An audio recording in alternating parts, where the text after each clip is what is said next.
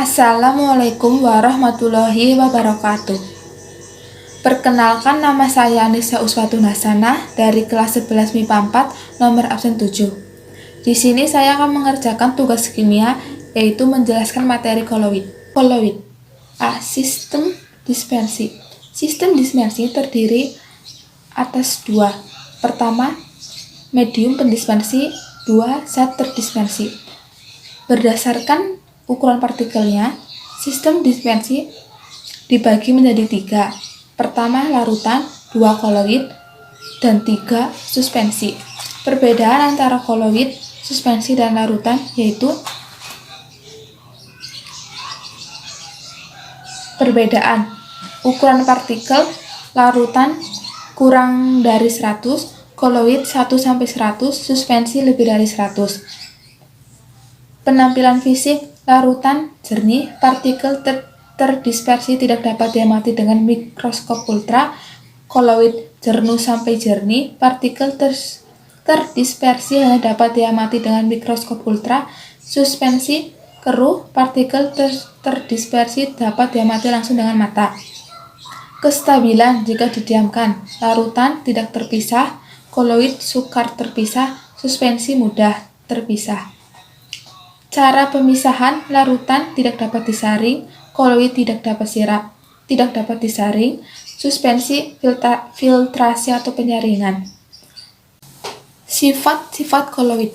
1. Efek tindal. Efek tindal adalah efek penghamburan cahaya yang dilakukan oleh partikel koloid sehingga tampak lintasan berkas muatan tersebut. Contohnya, 1. Sorot lampu mobil pada malam berkabut. 2. Sorot lampu proyektor dalam gedung bioskop yang berdebu. 3. Berkas sinar matahari melalui sela-sela pohon. 2. Gerak Brown adalah gerakan partikel koloid dengan lintasan lurus dan arah yang acak karena terjadi pertumbukan antar partikel. 3. Adsorpsi adalah peristiwa penyerapan muatan oleh permukaan partikel koloid. Adsorpsi menyebabkan partikel koloid bermuatan listrik. Contoh aplikasi. 1. Pemutihan gula tebu. 2. Kerja nodul dalam menyerap racun. 3. Penyerapan keringat oleh deodoran. 4. Elektroforesis jika koloid diletakkan di dalam listrik, maka partikelnya akan bergerak ke arah listrik yang berlawanan dengan muatan tersebut. Contoh aplikasi: pengendap kotrel dan identifikasi DNA.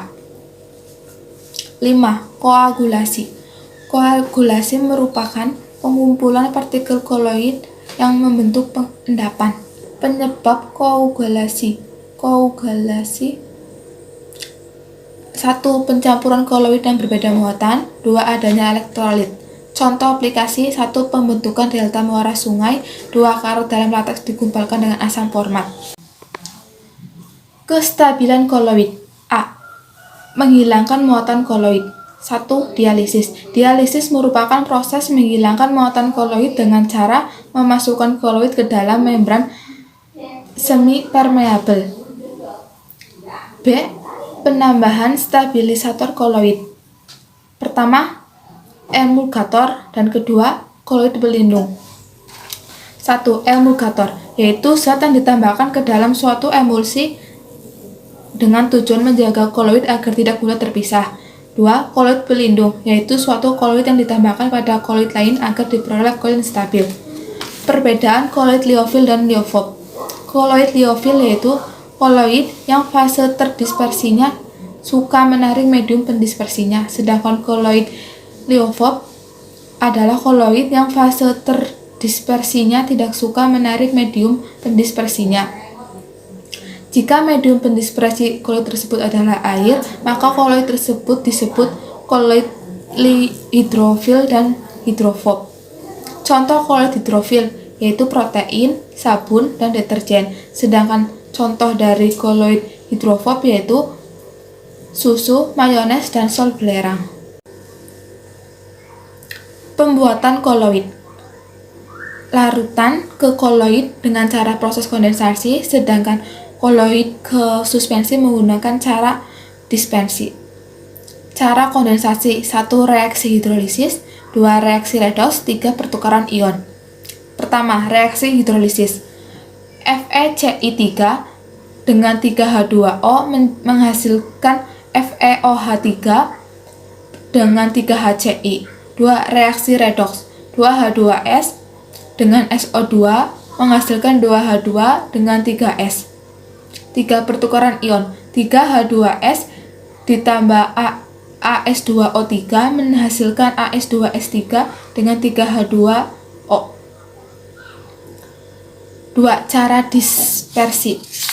1 mekanik, 2 peptidasi, 3 busur berdik. Cara dispersi. 1 mekanik. Mekanik merupakan penggerusan partikel hingga tingkat kehalusan tertentu lalu didispersikan ke dalam medium pendispersi. 2 peptidasi. Pemecahan dapat menggunakan zat pemecah sehingga berukuran koloid. 3 busur berdik.